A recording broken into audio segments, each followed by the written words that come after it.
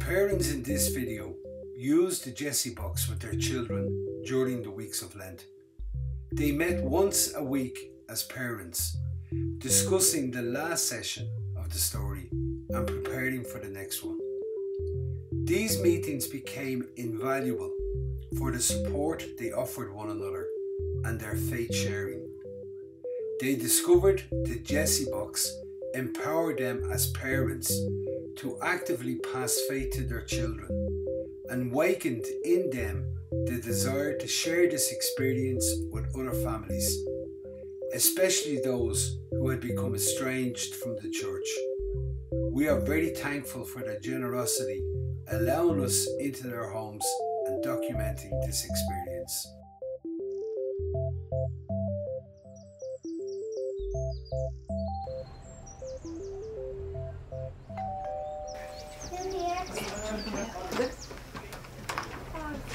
Hello, come on in. I'm Matt and I'm Hey, lovely, good to see you. Hiya. Hi, lovely to see you. Hi, Kathy. Hello. Good. Well done. Good to see you. Come on in. Too. Okay, we're going to go in?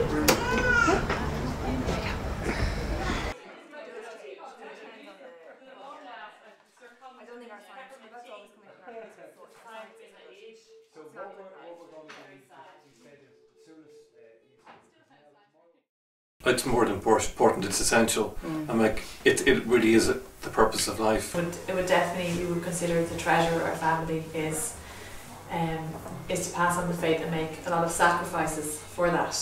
Yeah, I mean, we've always looked at our family as a domestic church, and we would try to do things around the liturgical calendar to bring the faith more alive for them. I am married to a Lutheran, and as a result of that, you know, the differences in our faith hasn't been as engaged in the family home as such. So this was a great opportunity to put into practice and bringing our faith alive as a married couple, as a family. For us, it's the most important thing.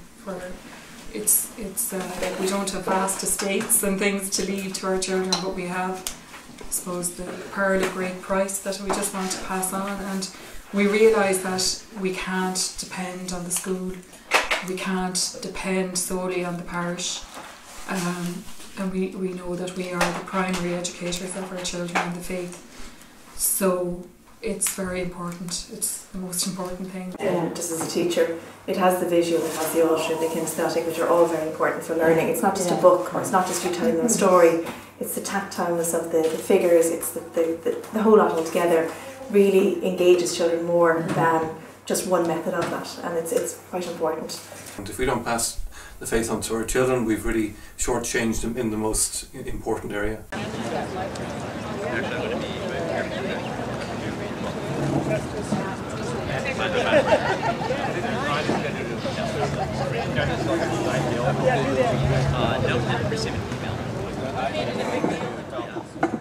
We had a desert experience or something, and so she actually did talk about something that she had to deal with in her course of studies. And I mean, it wasn't a big sob story or anything, but it was a tough time for her, and she was very clearly able to relate scripture, you know, God's love and all of that into her experience. And it definitely was the Jessie box that was the catalyst for that.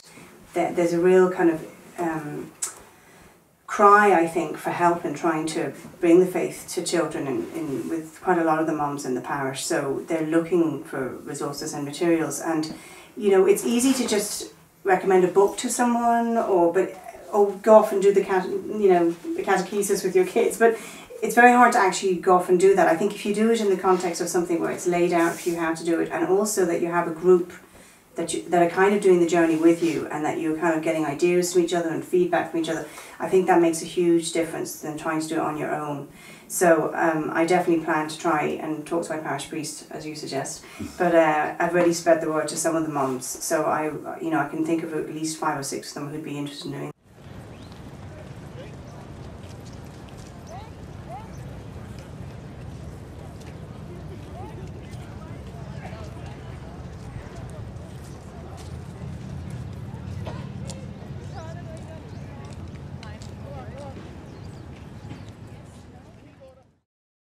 I'm creating a foundation for them here. I'm giving them all this background information so that when they do reach a stage in the years ahead where they are in a desert or finding it hard to trust in God, they'll remember back to these stories and the Israelites and how they had to keep trusting in God and how they failed to trust God a lot of times, but how He kept being merciful towards them and they just got back up and continued on then. So I'm just, you know, they might find it hard at the moment to apply it to their lives, but I know one day it's all going in and they'll be able to kind of think back and remember it.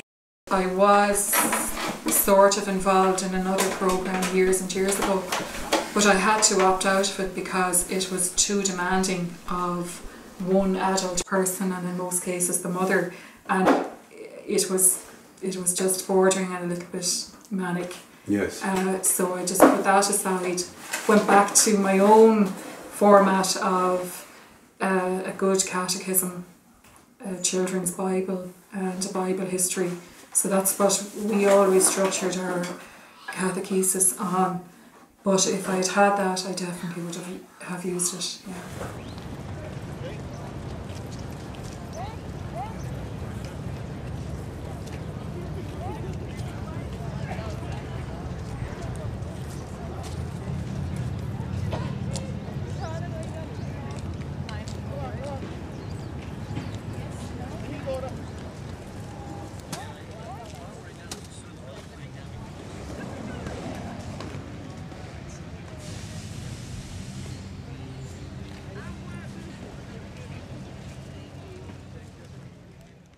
Foundation of faith, I think it would be very, very good, or maybe great, very great, that if they learn to trust God at the very early stage, they have that very strong foundation, and what happens in their lives when they become an adult, they will still be happy. Mm-hmm. There'll be peace and they will be happy, no matter what, maybe not the material things, whatever, they will still be happy. Yeah. If there's a good faith, strong faith. Yeah, and Pat is very good, very, very good, because it's a strong faith. So hopefully if we work hand in hand together, if we live by, as Sonia said, by our example, and maybe we started at a very young age. We do pray with them in the night prayer, whatever. It's good. And because Stephen has autism as part of his routine, it's really good. He's saying prayer before meals, before going to bed, singing worship songs in the school bus. So he's what they call that, evangelizing in his own little way. Yes. Yeah, and we go to mass. It's part of his routine. He might not understand that there's God. Who is God? What is God? But part of his routine is now that there's prayer, there's mom and dad who believes in God. Yes. Yeah.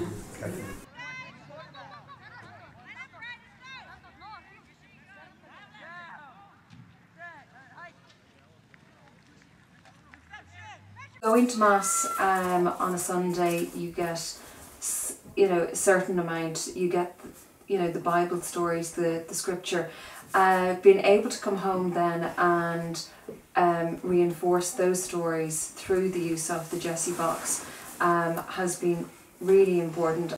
And that's what I really love about the Jessie box, because it's not so easy. It's not always easy to be crafty and to come up with these ideas and to incorporate them in your everyday living with the kids and how you're relating to them and telling them stories. I find that this was a really good project, because it would be good. I'm not really that crafty. I mean, my crafts would be really basic. So this was something a little bit more detailed. But I just thought it was great to be able to bring out the detail, and I thought the drawings were really good. They were appealing to the children and to me. I enjoyed working with the material. Yeah, I thought it brought good structure, so the children could see where the story was going. It helped them to understand the subplots in the context of the overall plot. Yeah, because you hear the stories, they know the stories, but to go back to them again and look at them in a slightly different way. And I liked some of the questions that weren't just about the story, but more about applying the story, like, how in your life, how do you see yourself? How do you Yeah. what does sin mean to you? How do you overcome these things? When they got to see the plot, then they began to engage. Yeah. And once they start to engage, then they start to realise the relevance of the story in relation to their lives now, and the world as we know it. And I that's what found it takes. it did a bit for me as well. Yeah. Using the material, it helped me to kind of think of the stories in a new and fresh And way. sometimes the children can put things in very, very simple language, and that's what we adults understand best as well. So sometimes it can be a two-sided sword. The kids aren't just learning, we're learning too. Yeah. Last week there was the weather was really strange here, and we had really bad hailstones, very heavy hailstones in the afternoon, and the children were out playing, and they came in, they went out to catch the hailstones, and they came back in, they went, the plagues, and they remember, because they were really big hailstones. It was very funny. Yeah, so that's the answer. Yes, they're retaining it, and they're travelling with the journey of the story. It's just as interesting, even at an adult level, in dealing with other men in a men's group. I found myself self-quoting aspects of Exodus to them, as if and so I'm actually been applying it in my own work and in with men and different things like that. So it's been good for me. He's a very boyish boy, but he can be quite surprisingly sensitive about things. So he got a little bit upset that Pharaoh had to die, that God allowed that to happen. So yeah, he sent the Hebrews back into the sea to kind of talk to Pharaoh and see could they change his mind, and kind of explain to him why it was happening, because he hadn't been very nice or whatever. And then at one point he let Pharaoh through the Red Sea to kill off a couple of the Hebrews just to kind of even it up, the score. And then was very upset that Moses didn't get into the Promised Land. He was quite shocked by that because all along he was really understanding that the people complain, they go to Moses asks God answers through Moses and whatever, and he's very impressed with all the things that Moses did. So I think he's got, I think kids of that age, they have a strong sense of justice, so he just didn't feel that was quite the justice, the most just way it could have gone to have blocked him out. So actually we kind of hurried through that because I wanted to get on to the next one. So I was kind of well, he didn't, so there you go. And let's strip them all now. But he really, really, I just was really surprised. I thought he wouldn't, that I wouldn't be able to. And even the session of the Red Sea, he played with that for, I would say, an hour and a half. After I had left the room, he was still bringing them through the Red Sea and bringing them back and bringing the camels around, and he was just, and Helen was sitting beside him, she'll do anything that he's doing, and he was really, really taken with it, and really taken with the story, and he loves stories, he's 3, but it's very, I do find that I have to really encourage him to stay, even colouring in for a long time or something like that, where he was, just working with the materials and playing with them and making up his own version of events. He was, I didn't have to kind of push him to do it or anything. He was totally motivated to keep at it, even though I was no longer in the room. He didn't have that sort of because mommy's making me kind of motivation. He was very, very eager to do it, and like that, Roisin asking to do it. Would you encourage other families to use the Jessie box? I would, yeah, definitely. Yeah. Just tell them it's a really good, it's a good, what's the word I'm looking for? It's a good resource. It's a fantastic resource. Yeah, I definitely would, and I literally will, because I have families in mind that I'm going to be promoting it to. Would you encourage other families to use the Jessie box? Wholeheartedly. I think it is a fantastic tool. I work on the Sunday hospitality group in our church, and like that we've actually brought this the Jessie box to the centre after Mass, and given the opportunity for the smaller for any of the children that would be there to be involved. And many of the families have been intrigued by this box and have come up and looked and wondered what their children were hearing. The people, we actually have 2 Leaving Cert students who are helping direct the box in the pastoral centre, and they actually engaged really, really well. So it's not just for the family setting, it can also be brought into a community setting like that as well. But yes, definitely it would be fantastic for any family to help to base their faith? Yes, I have already. So, yeah. No, I definitely would. Yeah. I think it's easy to use. So yes, I would. Would you encourage other families to use the I Jessie certainly books? would, and I already have as well within my parish, and there's a real kind of cry, I think, for help in trying to bring the faith to children. And Workstations, it's a new thing on the ASHA programme for Montessori and for primary school, that they're trying to bring in children working towards a more workstation, which we were saying the Jessie box would be very, very well suited to.